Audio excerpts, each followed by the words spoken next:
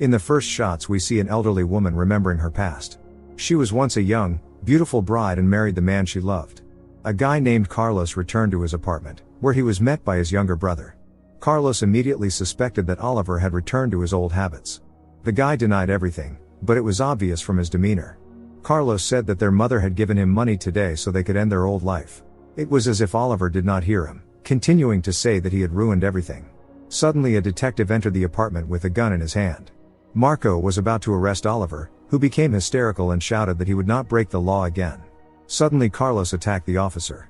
Seizing the moment, the brothers fled. They ran down the stairs, Marco chasing them. The detective fired, wounding Carlos in the leg. At that moment there was some loud sound, like an explosion. Oliver called for help, but no one responded. He has no idea what to do in such cases and how to help his brother. Holding Oliver at gunpoint, the detective ordered the brothers to go. He was going to take them both to the police station and arrest. Oliver helps wounded Carlos walk. When they get down from the 9th floor to the 1st, they find that there are just as many more floors below. Marco doesn't understand how this building works. The company goes downstairs, but the floors never end. After looking first down and then up, Marco realized that there were an infinite number of stairs. He tells the detainees to take him to the exit, but they have no idea how to get out of here. It was like a collective insanity. After telling the detainees to stay where they are, Marco continues downstairs and then knocks on some apartment, but the door is sealed. Going down to the 1st floor, Marco knocks on another apartment, but this door is also sealed. Marco is back on the 9th floor, to the brothers. He doesn't understand how this is possible. Carlos thinks he's in shock because of the injury. Oliver tries to open the elevator, but in vain. Meanwhile, Marco wonders what is going on here. But it defies the laws of logic. The detective points his gun at the brothers again, demanding to know what substance they slipped him. But the brothers assure him that they had nothing to do with it. Oliver assumed it was because of the explosion in the city. He tried to call someone, but in vain. The brothers in despair remember their gravely ill mother. Carlos is convinced that these are his deathbed visions. Oliver realizes that if he doesn't get his brother to the hospital right away, it will be over for him. Carlos asks his brother to find water to wash the wound. After smashing the vending machine, the detective pulls out a bottle of water. Marco and Oliver tighten a makeshift tourniquet on Carlos' leg. They have already been in this creepy, desperate place for more than 4 hours. Going upstairs again, Marco looks at a picture of his family. Suddenly he notices a playing card on the floor. Carrying up the card, he throws it down. With each passing minute, Carlos is getting worse. The guys are eating food from the vending machine, wondering what to do next. Marco mentioned that today is his 15th wedding anniversary. He and his family were planning to have a festive dinner. Marco has a wife and 3 daughters. He only hopes that his family did not become part of this nightmare. Oliver found a science fiction book about time travel. Opening his wallet, the guy looked at a photograph of himself, his brother as a child and their mother. Time is passing, but no one came to help. The guys dozed off. When Oliver woke up, he immediately woke up his brother. Carlos is getting worse. He realizes that this is the end for him. The guy regrets not enjoying any stage of his life. He wants his brother not to repeat his mistakes. Life is an endless road, and everything we pass by is irretrievably left in the past. Carlos closed his eyes. With tears in his eyes, Oliver pleads for him to wake up, but the brother no longer responds. Meanwhile, Marco noticed that food appeared in the vending machine again. The detective tries to convince himself that it's just a nightmare. 26 hours have passed, and they still haven't found a way out of this trap. Taking the gun from Marco, Oliver was about to shoot to avenge his brother. Marco realized that in addition to grief, Oliver is going through withdrawal symptoms. It seems that the place they ended up in resembles hell. In the next scene, we see a man named Robert showing card tricks to his stepdaughter Camilla, while her 10-year-old brother Daniel is drawing. Robert reminds the children to pack their things before their mother arrives.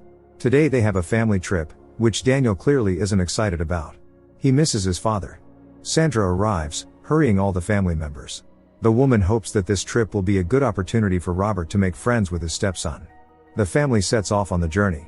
Camilla wonders why they see water ahead but can't reach it. Robert jokes that this road is endless. Daniel is playing with his pet, showing tricks with small playing cards. Soon the family stops at a gas station. Unlike her brother, Camilla loves Robert very much and trusts him. The girl, who has asthma, even entrusted her inhaler to the stepfather. Sandra was indignant to learn that Robert gave Camilla lemon juice. The girl has an allergy to lemons, and Robert didn't know that it was an ingredient in the juice. The family continued their journey. Camilla felt unwell due to the allergy. Her brother gave her water, telling to take deep breaths. Robert accidentally broke Camilla's inhaler. Sandra tried to find a spare one, but there was none to be found. They had to turn back towards home. Suddenly a strange sound resembling an explosion was heard. Despite that, Robert kept driving. Since there was no one in the store, Sandra simply left the money at the counter and took the pills. It seemed as if all the people had disappeared. Sandra and Robert quarreled while Camilla felt worse. Sandra thought Robert had gone back to his old ways and started drinking again, so he couldn't find the way. But Robert insisted that he hadn't had a drink in 5 years. Sandra and Robert were shocked when they realized they were in the same gas station. The couple rushed into the store to call for help, but once again there was no one here. They tried to understand what was happening. Daniel was determined to go seek help. Robert followed him to return to the car. The boy didn't trust Robert because he wasn't his father. They continued driving. Sandra barely held back her panic, worrying about the daughter. Daniel noticed that it was daytime outside the window, even though the clock showed it was almost 8 o'clock in the evening. Sandra didn't want to believe what was happening. All the exits seemed to have vanished from the road, and it just leads endlessly forward. They returned to the same signpost. To ease the daughter's condition, Sandra took her outside, promising that everything would be fine. The woman realized they were lost and that she had trusted Robert in vain. Holding the unconscious daughter in her arms, Sandra begged Robert to get them out of here. But they ended up back at the signpost again. It was evident that the family was lost on the endless road. Feeling helpless, Robert ran for help. Camilla never regained consciousness. Sandra couldn't wait any longer and made the decision to leave without Robert. Daniel picked up his sister and got out of the car. But Sandra continued driving ahead, convinced that it was a terrible dream. Soon Sandra completed another endless loop, encountering her children on the roadside. But she didn't stop and drove to the gas station.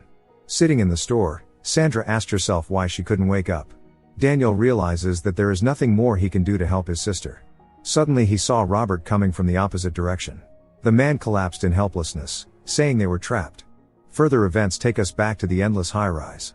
All of the items found here are duplicated. It is only worth passing the circle. 35 years had passed since the incident. The man left trapped in this place had already aged. It resembled madness. It turned out he wasn't alone here. The old man had lost his strength and could hardly move. Oliver, unlike Marco, took care of his hygiene, using improvised bottle showers. He also takes care of his appearance and physical fitness by exercising. Oliver sorted all the duplicate items, maintaining order. It seemed like an endless process. Sometimes he crossed paths with Marco, who had turned his floor into a landfill. Marco looked like a mummy, his health is badly compromised. Oliver and Marco put on strange makeshift masks. They began praying to the remains of Carlos in an invented language. Marco remembered that today was his wedding anniversary. It was now the year 2052. He remembered his beloved wife and daughters whom he would never see again. Oliver had heard this story many times before. Perhaps they really ended up in hell. In the next scenes, we see the old lady in a wedding dress lying on an infinite escalator. Then we return to the endless road again. The car is full of garbage and swarming with flies. The store is also in disarray. Robert had already grown old. 35 years have passed since the incident. Sometimes Robert continues driving ahead, but nothing changes. The road is full of garbage. Daniel still takes care of his pet. He has a supply of basic necessities. Sometimes Daniel wanders around, still not giving up hope of finding a way out. He had long found the sister's spare inhaler in the bag. And there were already tens of thousands of such inhalers. Daniel is sorting through those same small playing cards. Robert stopped at the gas station. Sandra, who resembled a mummy, had been sitting with him in the car all this time. The husband and wife have long gone insane. It seems they have forgotten who they are and where they are, satisfying their basest needs. On the road, Robert saw Camilla's toy. It was the only thing that kept him connected to the past. He threw the toy into the bushes. Later, Daniel found it. Finally, he met Robert face to face. It turned out that Daniel doesn't even remember his mother. According to Robert, Sandra doesn't remember her son either. Marco woke up, calling out for Daniel loudly. Oliver came running at his cry. Marco said he remembered something and asked Oliver not to turn into him. Marco started claiming that his wife and daughters don't exist. For 35 years, he had longed for a life that never actually existed. The old man also started saying that he was reincarnated Daniel. Sandra passed away in the car. Robert remembered their happy moments from the past. He and Daniel arranged a burial for her. Camilla rests here as well. Robert told the story that Sandra hadn't said a word since her son left to live on his own. That was 20 years ago. Since then, life had lost all meaning for Sandra. Robert is convinced that Sandra is in a better world now. Any world is better than life in hell. Suddenly Robert fell to the ground and screamed. Marco was experiencing the same thing. Their consciousnesses were mixed. The man said that time doesn't exist. And whoever causes the incident will be trapped in this endless loop. Robert also turned out to be someone other than he thought he was. His real name is Ruben.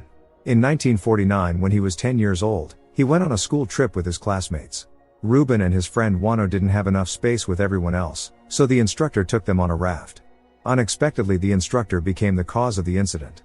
As a result, Juano passed away 3 days later from injuries. Ruben and the instructor spent 35 years on the raft, never setting foot on land. Only when the instructor felt his impending end, he revealed the secret to him. After getting off on dry land, Ruben found a red pickup truck and went to get Sandra. Thus a new incident occurred. All those years can't even be called lost because they never existed. They were trapped in an alternate reality. Their real selves are living normal lives at this time. It takes a victim every 35 years to trigger the incident. While they live trapped in the past, they provide emotional energy for their real selves. Marco asks Oliver not to enter an elevator, while Robert asks Daniel not to get into a patrol car. When they remember who they are, they will regret it. Both Marco and Robert deceased with these words. Oliver takes the stairs, while Daniel moves ahead and sees the patrol car in front of him. There was no one inside. Gathering his belongings and taking his pet, Daniel, despite Robert's warnings, was about to get into the patrol car. At that moment, the backpack and the pet's cage fell out of his weakling hands. Remembering something, the guy sat in the patrol car and was about to leave. Oliver meanwhile entered the elevator. Daniel saw a police officer's identification card, while Oliver a butler's uniform and a badge with Carl's name on it. Daniel got a haircut. Meanwhile, in reality, they all lived ordinary lives. Each of them had different destinies, and that was totally normal. A happy couple entered the elevator. They asked Carl where he was from. He replied that he was from Russia. The couple stopped on the 30th floor. At that moment, Carl released a bee that stung the groom. It turned out he was allergic to bee stings. A sound resembling an explosion was heard. The incident was triggered. The couple desperately tries to escape, but the corridor is endless, and the doors are sealed. Don't forget to subscribe to our channel not to miss more exciting new products.